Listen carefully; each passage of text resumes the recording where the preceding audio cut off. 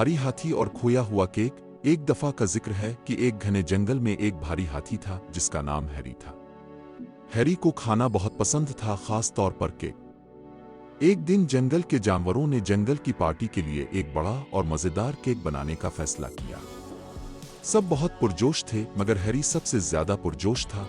जैसे ही केक पक रहा था, हैरी का पेट बजने लगा। मगर जैसे ही इसने केक को देखा, इसका पेट इतनी आवाज से बजा कि वो खुद को रोक ना सका। इससे पहले कि कोई इसे रोकता, इसने पूरा केक एक ही लुकमे में खा लिया। जब जानवर केक देखने आए तो वो पूरा गायब हो चुका था। केक कहाँ गया? बंदर ने पूछा। ये पार्टी के लिए होना था। हैरी जल्दी से दरख्त के पीछे छप गया और थोड़ा सा शर्मिंदा हुआ। मगर फिर हाथी आया और बोला, हैरी, क्या तुमने केक खा लिया? हैरी ने शर्मिंदा होकर सर हिलाया। हाथी मुस्कुराया और बोला, तुम सारा केक नहीं खा सकते हैरी, लेकिन तुम हमारी मदद कर सकते हो दूसरा कप केक बनाने में। हैरी की आंखों में चमक आई। दूसरा केक? इसने खुश होकर पूछा। हाँ, लेकिन इस बार हम सब मिलकर बनाएंगे, हाथी ने कहा।